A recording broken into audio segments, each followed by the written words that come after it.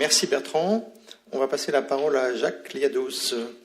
Jacques Liados, tu travailles dans le bâtiment depuis longtemps, dans l'industrie des fournisseurs du bâtiment.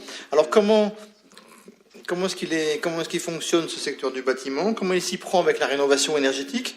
Est-ce que ça marche? On a vu, Bertrand disait qu'on est loin des 500 000. Comment on s'y prend avec la rénovation énergétique? Comment est-ce qu'on s'y prend avec la rénovation énergétique des logements qui appartiennent à des ménages à revenus modestes ou même faibles? Et qu'est-ce qu'on peut essayer de faire pour faire mieux? Parce que je connais un peu les réponses sur comment ça marche, mais il faut essayer de faire mieux.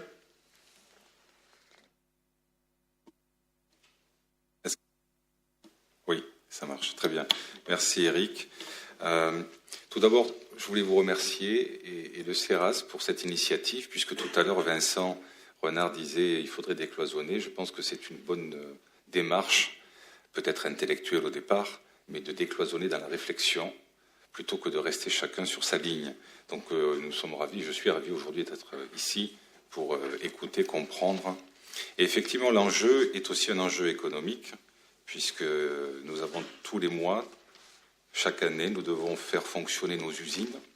Ça me permet de me présenter. Donc, je suis Jacques Liados, directeur général d'une société qui a 7 usines en France de tuiles. Et donc, nous sommes bien ancrés dans les régions, nous sommes bien ancrés dans notre pays. Et ce que nous souhaitons aussi au quotidien, c'est répondre bien sûr au mieux aux attentes, mais aussi défendre ces emplois parce que c'est important. Je suis aussi ici dans le cadre du Club de l'amélioration de l'habitat, puisque depuis maintenant 20 ans, le Club de l'amélioration de l'habitat a pour objectif de mieux comprendre le marché de la rénovation, au sens large et énergétique, et sur la précarité, puisqu'à la fois il y a des industriels et il y a aussi des administrations telles que l'ANA, le PUCA, l'ADEME et d'autres organismes, qui sont dans cette démarche et depuis 20 ans de vouloir échanger, de vouloir mieux se comprendre pour essayer de trouver des initiatives, en tout cas, qui soient à la fois économiquement viables, mais aussi qui répondent à ces attentes. Donc il y a quand même des choses qui existent et il y a un socle sur lequel nous pouvons nous appuyer. Aujourd'hui, peut-être ce qu'il faut, c'est, et je pense qu'il y a d'une certaine manière une urgence, à la fois une urgence par rapport à ce que disait Bertrand, l'apostolé, c'est-à-dire qu'il y a malheureusement de plus en plus de personnes qui sont en situation de difficulté, mais il y a aussi, il n'y a pas de dilemme et il n'y a pas d'opposition, il y a aussi des sociétés qui sont en difficulté. Et d'ailleurs, ces sociétés en difficulté peuvent créer peut-être des personnes en situation de précarité. Donc je crois qu'il y a un cercle vicieux, un cercle en tout cas négatif qu'il faut casser.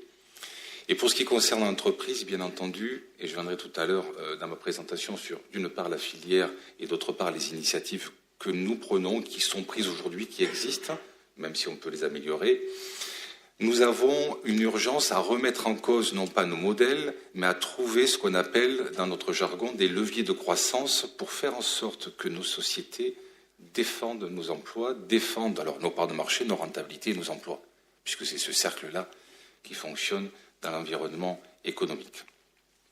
Donc, le fait de la nécessité qui fait loi nous oblige à nous poser des questions et à se dire comment peut-on faire pour que, après des phases que nous avons connues et que moi-même j'ai fait, de restructuration, je ne suis pas fier forcément de ça, mais malheureusement à des moments il faut le faire si on veut continuer d'exister dans cet environnement de marché qui se contracte, qui baisse, pour être clair. Le marché de la tuile en 2013 a baissé de 9%, l'année dernière de 3%. Et cette année, il va être aussi aux alentours de 3%. Comment est-ce que je fais? Je ne peux pas demander de subventions pour défendre ma société. Donc il faut que je trouve des relais. Alors, je prends cet exemple du marché de la couverture, mais c'est au sens large. Donc vous entendez tous les jours ces difficultés dans lesquelles nous sommes et qui donc doit être ce ressort qui doit permettre de se poser des questions, de remettre en cause notre manière de fonctionner, de mieux comprendre ce qui se passe à côté de nous pour pouvoir prendre des initiatives utiles à la société et rentables pour l'entreprise. Concernant la filière, je voulais vous donner quelques repères, parce que ce n'est pas toujours simple lorsqu'on parle de la filière du bâtiment. J'en veux pour preuve que si demain vous avez un problème à votre robinet, je ne sais pas Bertrand si tu vas trouver un plombier, et quand tu vas le trouver, je ne sais pas si tu vas regarder le devis en disant est-ce que c'est le juste prix? J'en sais rien. Sauf que ça coule et il faut que j'arrête. Alors excusez-moi de redescendre sur le plancher des vaches, mais c'est ça la réalité. Et quand je suis en rénovation ou quand je suis en précarité énergétique, est-ce que c'est pas plus compliqué? Alors, la filière, juste pour vous situer, il y a dans la filière différents acteurs, bien sûr. Il y a l'entreprise, alors il y a le pouvoir public qui émettent ce qu'on appelle des DTU ou des normes. Il y a ensuite les entreprises qui essaient de développer des produits qui répondent à ces normes. Il y a des prescripteurs qui peuvent réaliser des cahiers des charges. Et puis ensuite, il y a l'applicateur ou l'installateur. Donc il y a tout un enchaînement d'acteurs qui peuvent avoir à des moments des visions complémentaires, quelquefois même s'opposant, dans tous les cas des intérêts économiques qui peuvent à un moment donné déboucher sur une difficulté pour celui qui est au bout de la chaîne de comprendre réellement ce qui se passe. Alors vous avez tout de même deux segments. Il y a deux parties. La partie du marché neuf, ce qu'on appelle, qu'on a évoqué tout à l'heure, Vincent Renard l'a évoqué un petit peu, avec l'urbanisme. On dira que ce segment-là est structuré, normé, industrialisé. Normé, il y a la RT 2012. Après, on est d'accord, on n'est pas d'accord, mais il y a une norme. Est-ce qu'elle est suivie, pas suivie, c'est autre chose. Mais enfin, en tout cas, il y a une norme, on va dire plutôt bien suivie. Et dans la rénovation énergétique, on parle de 50 kWh de déperdition par mètre carré, avec une volonté à 2020 à arriver à une énergie passive, voire positive. Donc, ce qui veut dire que le bâtiment générerait plus d'énergie qu'il n'en consomme. Donc là, on est dans un environnement, on va dire, plutôt tenu. Et encore une fois, Vincent Renard qui disait, effectivement, des constructeurs de maisons individuelles qui disent, voilà, je propose une maison à 4 000 euros aujourd'hui. Vous avez une maison, c'est vrai. Donc, il y a une démarche commerciale, structurée. Je peux comparer entre les différents acteurs du marché sur mon secteur. Donc voilà, quand je suis au bout de la chaîne, j'ai l'impression tout au moins de bien comprendre et de pouvoir décider. Je ne dirais pas à contrario, mais le segment de la rénovation, au sens large, énergétique aussi, et en situation de précarité énergétique, je viendrai après, c'est un marché qui est atomisé, 330 000 artisans, 330 000 acteurs qui sont sur ce marché.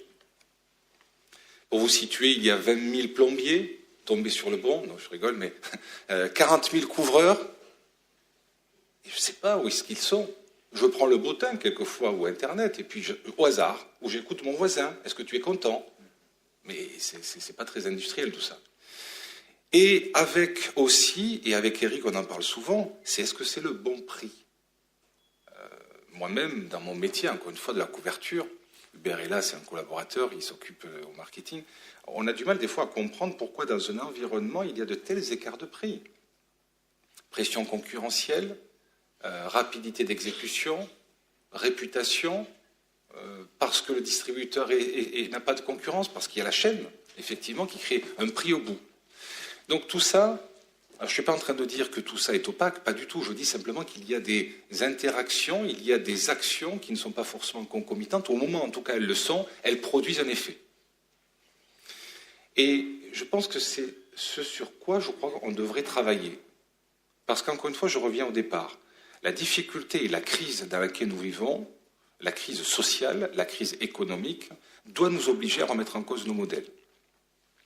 Alors, on verra s'il y a d'autres questions, je reviendrai, mais sur les initiatives peut-être que l'on peut prendre pour, comme tu disais Eric, accélérer, en tout cas essayer, il faut être humble, essayer d'apporter une réponse, encore une fois, économique et sociale. Dans une autre vie, j'étais dans le chauffage, donc je connais un petit peu le chauffage. Avec Bertrand, on avait effectivement d'ailleurs travaillé là-dessus, et l'ANA. Et on avait pris une initiative qui existe toujours, qui permettait de répondre, enfin en tout cas qui essayait de répondre à cette contrainte qui est, il y a des gens, et là je viens sur le sujet de la précarité énergétique en particulier, des personnes qui sont en situation de précarité, qui ont un logement, qui sont isolées la plupart du temps, qui sont dans des maisons, donc on n'est pas dans le neuf effectivement. Et aujourd'hui, pour vous situer aussi peut-être quelques chiffres, excusez-moi, je reviens un peu en arrière, mais il y a à peu près 16 millions de logements sur les 33 millions de logements en France, 31 millions. Donc il y a 16 millions qui sont, on va dire, au-dessus des 150 kWh de déperdition par an et par mètre carré. Donc qui sont, sans être des passoires, mais qui consomment énormément. Pour vous donner un autre repère, le panier moyen d'énergie aujourd'hui, quand vous chauffez au fioul en France, dans une maison de 100 mètres carrés, c'est de l'ordre de 3 000 €, chauffage et production d'eau chaude sanitaire. Et on sait que tout cela va prendre entre 3 et 5% par an. Donc vous imaginez ce que ça va faire dans 10 ans. Et quand je reviens à mon métier, une couverture est installée pour 50 ans.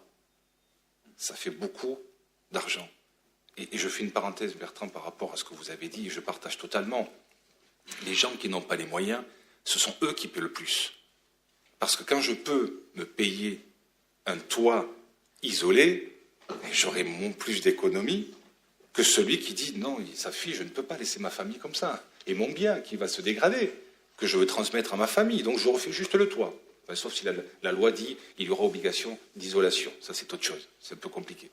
Parce qu'il faut avoir aussi les moyens de le faire. Mais voilà, on doit se poser ces questions-là. Et donc, fort de ce que je vous dis, du contexte, de la difficulté, de ce marché atomisé et cette nécessité de trouver des solutions, dans le cadre du Club de l'amélioration de l'habitat, on a réfléchi donc avec la société, que je peux citer, qui est la société Chappé, nous avons pris l'initiative de créer un réseau qu'on a appelé le réseau Installateur Solidaire. C'était un... Alors moi je ne suis plus, mais il continue et c'est très bien, j'en suis ravi.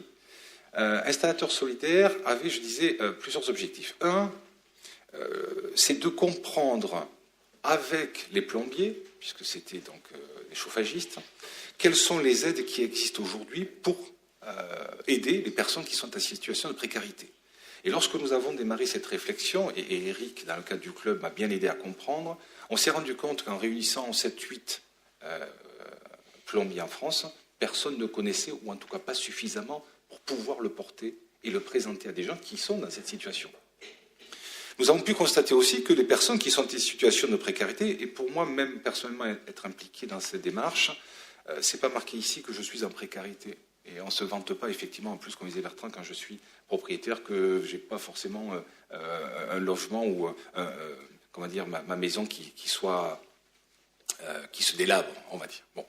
Donc, fort de ça, on s'est dit ce serait bien qu'on puisse, et je reconnais qu'il y avait une démarche aussi sociale portée par ces chefs d'entreprise en se disant mais c'est vrai qu'on peut à la fois défendre mon entreprise, défendre mon carnet de commandes et apporter une solution et être utile avec un grand U à des gens qui sont autour de moi et que je vois. Et je ne savais même pas que je pouvais leur proposer.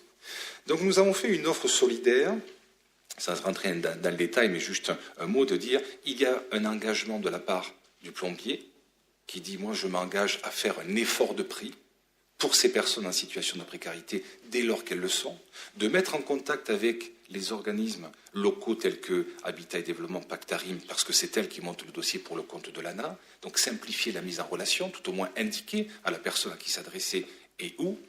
Et la troisième, Chappé prenait une initiative qu'on avait décidé nous en interne avec le marketing de l'époque, en disant on offrira la mise en service. Vous savez que quand vous installez une chaudière ou une pompe à chaleur ou autre, il faut faire une mise en service. Elle n'est pas gratuite. Nous l'offrions et nous faisions une extension de garantie parce que, encore une fois, si ça peut arriver, qu'il y ait des soucis, j'ai l'installation qui va bien, et puis 6 mois, 8 mois après, il se passe quelque chose. Encore une fois, c'est pas fréquent, mais ça peut arriver, et on va me demander 300 € pour réparer, mais je n'ai pas les moyens, je n'ai pas prévu d'avoir ces 300 €. Donc on faisait une extension de garantie. Tout ça a été bien monté de telle sorte qu'on puisse suivre ces actions. Il faut que tu ailles un peu vite, Jacques, sur les projets pour l'avenir. Alors, on reparlera dans le débat de toute façon. Parfait. Alors, dernier point. La vie fait que j'ai changé, et aujourd'hui je suis chez Monnier. Et en partant, j'avais dit à Eric et au club, aux membres du club, je souhaiterais qu'on élargisse, puisque seul le chauffage est bien, mais quelquefois nous arrivons dans des maisons où c'est plutôt le toit. On sait très bien que la déperdition se fait par le toit, mais d'autres cas seront la fenêtre, d'autres cas seront. Et donc, simplement et d'un mot, de dire que nous réfléchissons actuellement, depuis maintenant quelques mois, à créer ce que nous appelons l'Alliance Rénovation Solidaire, qui serait, poursuivre ces initiatives, chaque fabricant avec son réseau de fenêtriers, de couvreurs, de plombiers, de façadiers, de faire une offre solidaire. Et de faire en sorte que cette offre soit portée de manière conjointe, par une documentation par exemple, qui permettrait, lorsque le plombier va faire cette démarche, de proposer les autres offres, et qui, en tout cas on le souhaite, permettra d'avoir une lisibilité, permettra d'avoir une information, permettra aussi d'avoir cet équilibre économique et social.